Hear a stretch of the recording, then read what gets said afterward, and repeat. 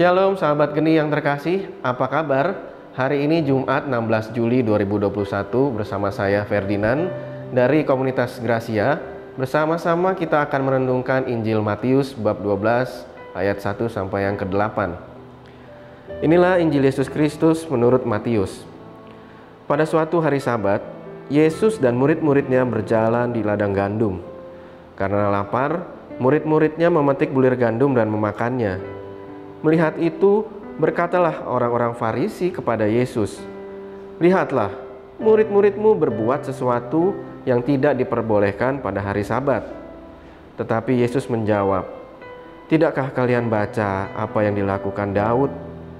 Ketika ia dan para pengikutnya lapar, ia masuk ke dalam bait Allah, dan mereka semua makan roti sajian yang tidak boleh dimakan kecuali oleh imam-imam. Atau tidakkah kalian baca dalam kitab Taurat bahwa pada hari-hari Sabat imam-imam melanggar hukum Sabat di dalam bait Allah, namun tidak bersalah? Aku berkata kepadamu, di sini ada yang melebihi dari bait Allah. Seandainya kalian memahami maksud sabda ini, yang ku kehendaki ialah belas kasihan dan bukan persembahan, tentu kalian tidak akan menghukum orang yang tidak bersalah, sebab Anak manusia adalah Tuhan atas hari Sabat." Demikianlah sabda Tuhan, terpujilah Kristus. Makan dan minum adalah kehidupan harian setiap makhluk hidup. Tanpa makan dan minum, makhluk hidup tidak akan mampu untuk bertahan hidup. Absennya makanan dan minuman dalam waktu yang panjang berarti hadirnya sebuah kematian. Tidak jarang kita jumpai banyak permasalahan jika ditelusuri lebih jauh. Lebih ke dalam, ujung dari masalah itu adalah perkara makan dan minum. Dua kelompok atau geng bertempur untuk menunjukkan siapa yang kuat dan berkuasa. Ujung-ujungnya itu adalah permasalahan makanan dan minuman. Makan dan minum adalah fenomena harian yang juga sekaligus menjadi masalah harian. Orang menjadi marah dan brutal karena kelaparan. Orang tidak mampu berpikir panjang dan menemukan jalan keluar yang baik karena dalam situasi lapar. Absennya makanan dan minuman menjadikan seseorang kelaparan. Situasi kelaparan akan menjadi pemicu pada permasalahan-permasalahan lainnya. Permasalahan sosial yang terbesar dalam kehidupan ini adalah berkaitan dengan kelaparan. Distribusi makanan yang tidak merata. Situasi kelaparan juga dialami oleh para murid Yesus. Perjalanan kaki yang panjang membuat mereka lapar dan memerlukan makanan. Situasi yang demikian menjadikan para murid memetik bulir gandum untuk mengisi perut mereka yang lapar. Sayang, hari itu adalah hari Sabat, hari di mana orang Yahudi berhenti dari melakukan kegiatan. Orang yang lapar tahu tentang hukum Sabat, tahu bahwa hari itu hari Sabat, apa yang boleh dan apa yang tidak boleh. Namun perut yang lapar tidak mengenal hari Sabat atau hari tidak Sabat. Yang diketahui perut adalah ketika terisi berarti kenyang, ketika kosong berarti lapar.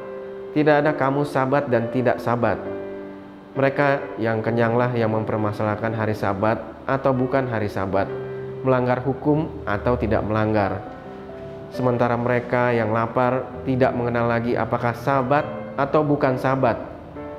Situasi lapar hanya bisa disembuhkan dengan makan, bukan dengan seperangkat aturan. Situasi kenyang berarti mereka dalam kondisi aman, dalam kondisi situasi yang lebih kuat, lebih menguasai situasi. Situasi seperti itulah yang dimanfaatkan untuk menghukum orang lain dengan dasar peraturan. Atas nama peraturan, orang yang sedang menderita pun sah untuk dihukum. Atas nama hukum, orang yang tidak percaya dan tidak berdaya bisa secara sah dikucilkan dan dipenjara. Hal yang demikianlah yang kiranya hendak diajarkan oleh Yesus dalam perikop Injil hari ini. Yesus mengajar para rasul bahwa menjadi murid-muridnya, hukum utama yang harus mereka jalankan adalah hukum kasih, persembahan, yang berarti dalam konotasi makan minum sebagai bentuk kewajiban keagamaan, merupakan hal penting. Namun ada hal yang jauh lebih penting daripada sekedar persembahan, yakni soal kasih. Makanan dan minuman hanya akan menghilangkan rasa lapar sementara saja. Setelah kenyang, manusia akan kembali mengalami kelaparan. Melihat situasi yang ada sekarang ini, kelaparan besar manusia kita adalah lapar akan kasih. Sumber dari kasih itu adalah Allah sendiri. Maka jika kita tidak datang dan menimpa kekuatan dari Allah sendiri, menimba kasih itu, hidup kita akan terus-menerus lapar dan tidak pernah puas. Kelaparan akan kasih Allah menjadi sebab utama mengapa manusia semakin sulit untuk saling mengasihi.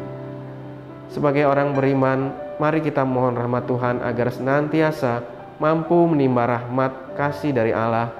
Hanya kasih-Nya yang akan membuat kenyang. Dalam kasih-Nya kita akan dipuaskan untuk selamanya dan tidak merasa lapar lagi. Maka kita perlu terus-menerus menimba rahmat kasih itu untuk hidup kita dan hidup sesama kita. Mari kita berdoa.